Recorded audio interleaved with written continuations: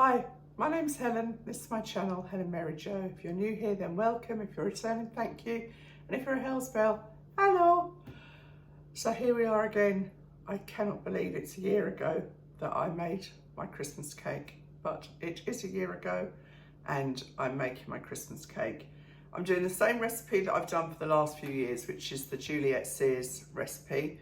And the only difference is I'm cooking it in the slow cooker, which I decided to do last year because the price of electricity has just gone through the roof. So I'm actually here today. It's Thursday. I don't know when this is going to go live, but not live, but you know, go on the channel. But we're in the middle of Storm Kieran.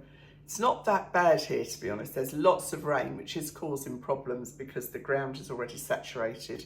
So I thought it's kind of a perfect day. I don't want to go out and to get on and make this cake. So I'm using the same tin as before, which I'm pretty sure is an 8-inch round. It's whatever it says to use in the recipe, and I'll put that online. And it's a really nice strong tin. Now I would normally line this inside and outside, but because it's going in the slow cooker and that's going to be cooked so slowly, it won't dry and it can't burn. So I'm going to cook it for 1 hour on high and then probably about 5 hours on low. But when it gets to sort of 4 or 5 hours, I'll just have a look and test it. And you know, you can tell if you put a knife in and it comes out clean, you're okay. So I've got all the ingredients ready to go. I am going to use Nancy Birtwhistle's lining paste again, cake lining paste, because I don't think that I'll have a problem with this coming out of the tin, but just better safe than sorry. And the fact that it's a loose bottom tin as well. So this has just come out of the fridge, so it's a little bit kind of stiffer than it would be. And I'll put the link to this in the description box as well. It's basically flour, lard and vegetable oil. And she swears by it. I used it for the cakes for the coffee morning and that came out well. And I just bought these little nylon paintbrushes. I actually got these in TK Maxx, but I think I said Home Bargains last time, but that wasn't true. I do get muddled up and I apologise, but you know, I don't have a script or anything. This is all just me chatting and we all make mistakes, don't we? But it's nothing that's a hangable offence. Well, not last time I looked anyway. So I hope you're all well. There's been a real kind of, what's the word? You know, now that Halloween's over, all the adverts are coming through, Christmas adverts, and time to start prepping. If you don't like, you know, if you don't like Christmas, that's fair enough. I love it, and that's fair enough. As I will say, you do you and I'll do me. But as long as we both respect each other, then that's all fine. So that's that, lightly lined. Like I say, if I was doing this in the oven, I would use a greaseproof liner and I would wrap the sides in brown paper just to stop it drying. So I've got all my ingredients here. Currants, sultanas and raisins in this bowl, just all mixed together, ready. Why I love this recipe is it's really just combining things. This is the molasses and butter, and that needs to go in the microwave. And you might see a little bit of white there, and that's because it says salted butter, and this is unsalted butter. So I just put a little bit of salt in there to balance. So everything needs a jolly good clean. Building up to that. I've been away for a few days. Went to see Elvis at the O2 with our daughter Grace, and it was fabulous. Anyone doesn't know, I'm a huge Elvis fan, and it was the nearest I could get to seeing him in concert, I guess. And testimony to the man and his music, really, and their PR team, that 45 years later, the O2 was still virtually sold out for that show, so thoroughly enjoyed it. Anyway, as I say, there's currants, raisins and sultanas, plain flour and the variety of spices that are all listed. There's 4 eggs with some vanilla extract, And like I say, this is just so easy because it's just a case of combining it. There's the glacé cherries mixed peel, and I've also put some stem ginger in there as well. And I washed the cherries before I washed and dried the cherries so that they are less likely to sink to the bottom. Fingers crossed. I'm just combining that gently to get those all worked through. See what this is doing. Exploding. Just give that a stir. If you haven't got a microwave, obviously you can just do this on the stove. But the fact that you melt the butter really makes this just the simplest recipe ever, because there's no real beating to do, so I don't even need to get the food mixer out. So in this video, what I'm going to do, I did a little bit of a weird combination, but I guess it's all at home with Helen. I was in the laundry room and I was doing some ironing, and I just thought I'd share some tips. Laundry room. Who am I? The utility room. I don't have a laundry room, but it is where I do the laundry, so I guess it could be a laundry room. A few little tips how I do my ironing, things I've learned over the years. So just give that another little stir. It's nearly there. Just want all that nicely combined with the dark brown sugar. I love Christmas cake, but I don't cut it before Boxing Day, or it might not actually be there come Christmas Day. One more little blast. Those of you may have spotted, what I learnt last year was that you need to put a tea towel on the lid to absorb the condensation, otherwise the condensation drips back down into the cake. So that's all ready to go. That's done now. Give that another stir. It's just melted butter and brown sugar basically. So you just combine the flour and fruit. I'm not going to put the whole lot in at once. I'm going to kind of get this mixed through. It says to do it with your hand, but I mean, I don't know why why you gain anything over using a spoon. And it really is probably one of the easiest cakes you'll make actually, because it doesn't need to rise. It's just a case of putting all the ingredients together and baking it, because making sure it's cooked properly. I mean, really, couldn't be easier, could it?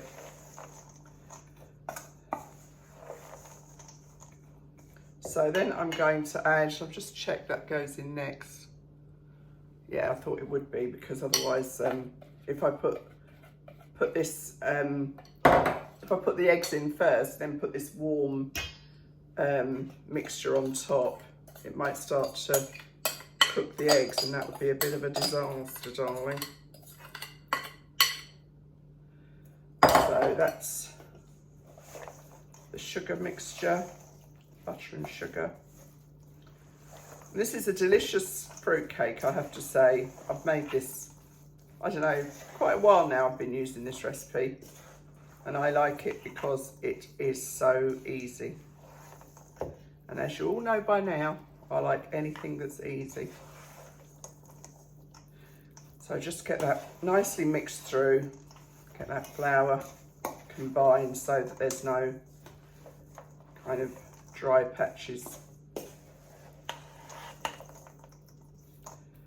And then we'll add the 4 eggs with the vanilla extract.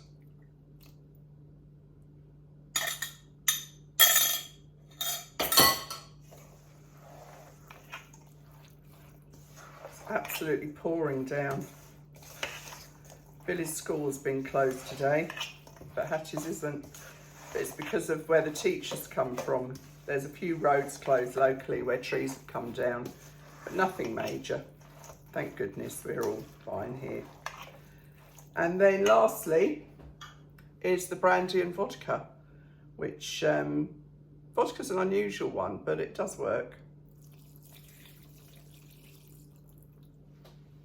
And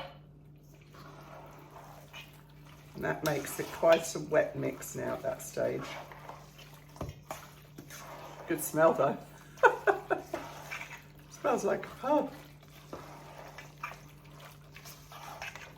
So, and there we have it. Now just get poured into the tin. Just get that spread around.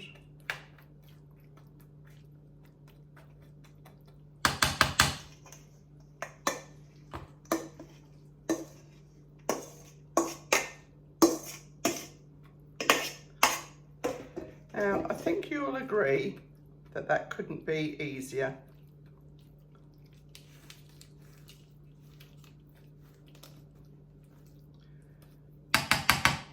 And there we have it.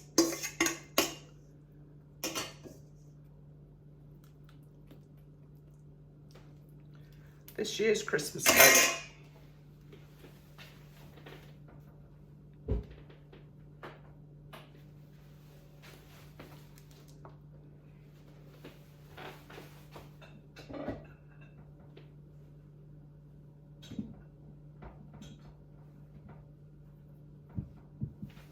I have put a little Pyrex dish into the bottom of the slow cooker just to raise it up, because that tin doesn't sit squarely on the floor of the slow cooker. So that's that. And last time everyone was saying, where is it, where is it? And obviously oh yeah, I can actually turn this one out today, because I'm filming this one separately. So I will show you the finished article, and then further down the line, I will decorate it. So yeah, so I don't know if I said, yes, so I've got this, and then I've got the laundry ironing, and then I've got a little teaser of the new Christmas range of jewellery from Mounir, my friend, the jeweller, who we've put another collection together, which is really beautiful. So I'll see you all soon. Thanks for watching. Bye.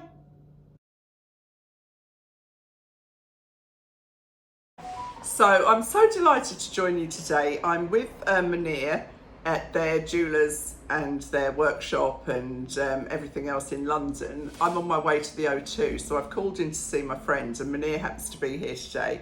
And we have put together the most lovely collection that is both ideal for wearing for all the Christmas parties or lunches or whatever you're doing, but also for gifting. So Mounir, this is Mounir, my old friend, and he's going to just run through a few of the pieces, and we've got some lovely things that are really versatile, and they'll all be available on the website. Will they be available as soon as I put this up next week? Next week, yeah. Some of them will be. Yeah. Not so run us through. I've got these on, which I love. These are an everyday earring, and these are very versatile because you can take the loop off. You can put another piece on. There's all sorts. You talk us through. Yeah, so you can take the loop off, and they become like a little sleeve. snug, isn't it? Like a little collar. And we also did them with a pearl, so you can have them with a pearl. If you take the earring off, Helen. So if you take this bit off, you can also use that as put it on a chain, which we also introduce into the collection. So you can have a... Yeah, hold it against your t-shirt and then they'll see go. that.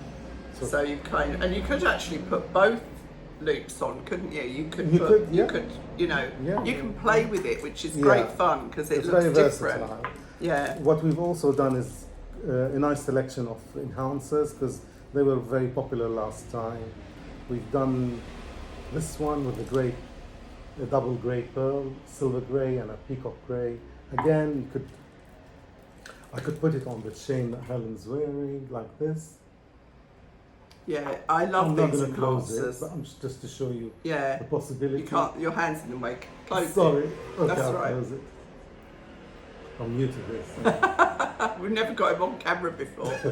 So I've got a couple of these. Well, I've got a pearl and a clear amethyst, is it? Green And I use these all the time because it completely changes it up. And I sometimes put two little ones on as well. It does work. So yeah, I just love the fact that it's so versatile. So it looks like you've got more jewellery than you actually have for the same money, really. Morning with a chain, evening with a pearl. Yeah, exactly. You know, if you're going somewhere kind of work-wise, oh there we are, you're at work and then you're going out for the evening, you can just pop that in your bag and kind of change up the look. I think it's great. Yeah, and we've done a plain, I don't know if you remember from the last collection, we did a white pearl necklace.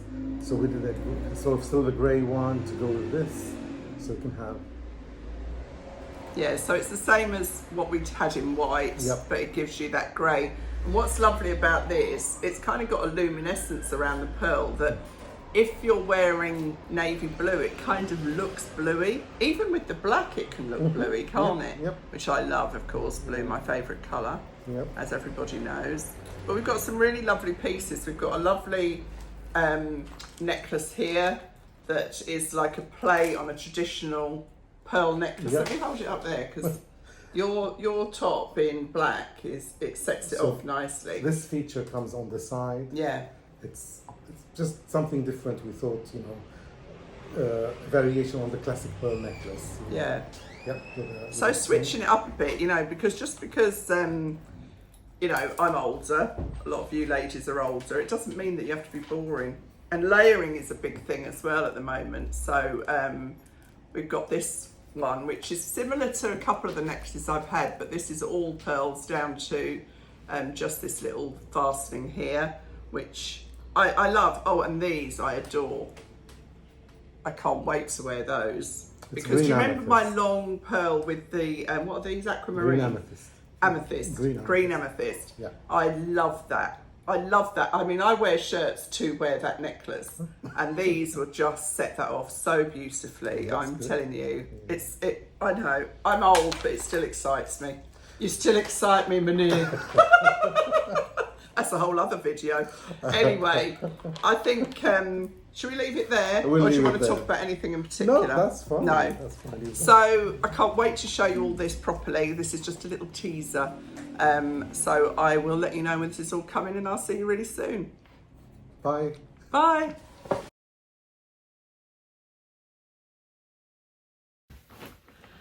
So I'm in the utility room, and I just thought I would show you a couple of the things that I do when I'm doing the laundry.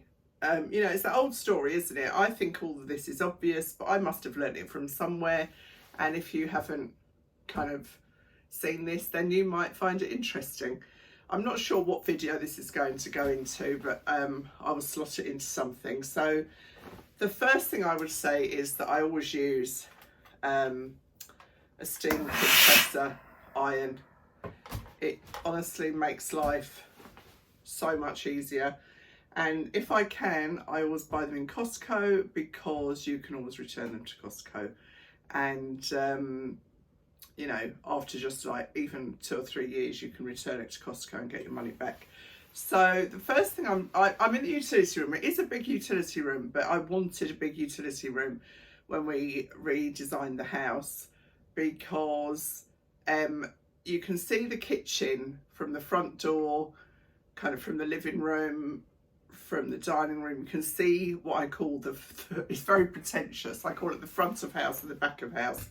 Now, this is messy today. It is messy, but it will be cleared up. I've been waiting to do the ironing, so I've kind of got 3 IKEA bags full of ironing, because I'm not doing any now until Monday at the earliest, because I want it all clear for Saturday's coffee morning. So I'm doing one of Rob's t-shirts, and I will drop the iron down. I'll drop the camera down, or I'll angle it down. You can see all the gubbins there. Out, caught my thumb. So Rob nowadays wears t-shirts to work. He used to have to wear a shirt and tie, but not anymore. So this is just a work t-shirt, but I do iron everything. A lot of the young mums and they just don't do the ironing. I think, you know, they all work full time and they tend to just tumble dry and hang or whatever. So anyway, I prefer things to be ironed, and that's just me. I'm old fashioned. So I bought this years and years and years ago. It's Brabantia, and it is a t-shirt folder. And I use this always. It doesn't take a minute, and it means that everything comes out the same size when it's folded. So you just literally use that as your base, and that means that everything goes into the drawer the same size. And I just prefer it that way. You know, it doesn't take much to do that. So another one of Rob's t-shirts. I actually don't use the folder for my t-shirts because partly they're bigger, and oftentimes, not that that really matters, but often I hang my tops up. I don't wear a lot of just plain t-shirts really, and I've kind of got a box that I just fold them into. They're always too creased anyway when I get them out, so yeah, don't worry, I'm not gonna stand here ironing everything. I just wanted to show you this, and I don't know if I can find one on Amazon for you. I'll link it in the description box, but you could make it just out of a thick piece of card really. Actually, in the Lily Silk blouses and tops, they actually have a shirt folder in there. So just put it up to the neck, straighten it, folds in, and I just like the fact that they are all one size. So that's how I do Rob's t-shirts, and that's there on the pile. Now, the next thing I thought I would show you, I mean, it's not exactly exciting, is it? But I know a lot of you like these videos. I think you always learn something, don't you? So this is a pair of white linen trousers that I wore in Dubai. So what I do is I iron them first, and you know what? I'm sort of doing this fairly roughly because, let's face it, I won't be wearing these again for a long time. Haven't got any hot holidays booked now. So I give that an iron over. Now I've got this starch. I don't know if they still sell this in Costco. This is about 100 years old. It's still really full because I only use it for linen. And I just give that a light spray, and I just find it helps the linen to have a bit more body. I love the smell of it, I have to say. It gives it a real fresh. So it just gives it a bit more body. That's the only way I can describe it. And it also means, and this is properly mad, I think the creases look a bit more organised. They kind of not so much like rumpled up. They're more kind of creased. It makes no sense whatsoever, but I know what I mean, and I prefer it. And it takes nothing to do this. I only do the front. I don't bother about the back. A shirt I would do the whole of it, but I just give it a light spray, and that's that pressed up.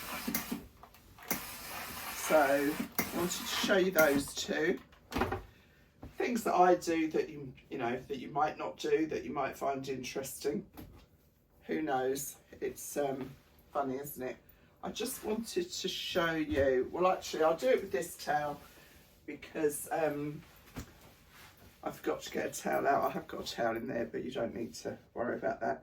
So you can see this is, a few people have asked me about the rest of the kitchen. So this is a pantry cupboard that's got all of my bakery ingredients in. There's 2 air fryers here because I haven't found homes for them yet. That's my big double fridge freezer and storage above it and everything. This is like a real store home. So this is how I fold my hand towels. So lay the towels flat. Well, first of all, I'll show you how I fold my bigger towels. I saw a thing once and it said that the edge of a towel should never be seen.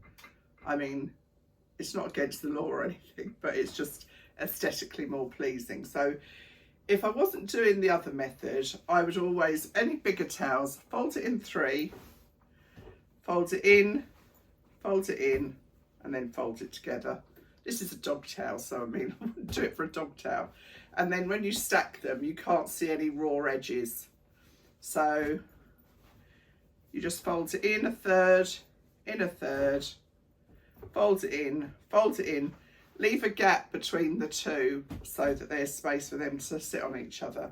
And that's how I fold all my bigger towels. I know you're all thinking of get a life, but anyway, it's what I like, so that's up to me. And then for my hand towels, which are piled up in the bathroom, just take one corner diagonally, like that. It really doesn't take a minute. Then fold that one over on itself, like that, so you've got it the same side. Then flip it over, and then roll it up. And when you do that, and then just tuck it in the end like that. When they do that, you've got a nice finish, which I think is pleasing. Pleases me anyway. I just like this sort of thing, you know. I've got a big pile of towels, hand towels in the downstairs loo, and they're all piled like that. And so if anybody thinks, well, that towel, you know, feels a bit damp or whatever, there's just a pile of towels there that they can help themselves to. So I'll throw that back on the floor so I don't muddle it up. This is decanted, but I do use this for my whitewashing. Not every time, but probably every 2 or 3 times, and that is Glow White. It was in a big tub, so when it got near to the end, I just decanted it into there. And I think that's it really. They're just, let me just see if there's anything else in my drawer of tricks. You know about these. Oops. You know about these octopus hangers that I've got a hanging rail up here as well, and so I can get all the undies dry. I've got these mesh bags for anything that is delicate, and I think that's about it really. I've got my D-pillar here for, you know, when a sweater gets a bit bobbly. Just got a little blade on it to take the bubbles off. And that's about it, I think. Yeah, so anyway, I just thought while I was doing the ironing, and a few people have asked, I would show you those little tips, tricks, whatever you want to call them. I've got a double sink out here as well, so this is where we sort of tend to wash the pots and pans. And what's nice about that is that if we've got company, you can just clear everything into here, and it's kind of not in your face in the other room. So I've got a lot of work to do between now and Saturday, but we'll get there. Don't panic. So I've come on just to show you the finished cake. So I had it on high for 1 hour in the slow cooker, and probably for about 5 hours on low. And I left it cool overnight, so this is the next day. And this is how literally it's come out of the cake tin. Can you see how clean that is? That was just using the lining paste from Nancy Birtwistle, and that is the bottom of the cake tin. Came out as clean as a whistle. So I will wrap that up now in baking parchment and foil and store it. And I'm not sure if, I'm not that keen on really boozy cakes, so I'm not sure if I will add any more brandy to this. But if I do want to, I will just pop skewer in and drizzle some, I might do it once, put some brandy on there just to make it extra lush. And so, yeah, I'm delighted with everything. I'm delighted with the lining paste. I'm delighted with the slow cooker. I mean, you can see it's got this little rim around here, but once I can trim that off with a sharp knife and then put the marzipan on and it will be fine. It smells delicious. So that's another job done for Christmas. Thanks.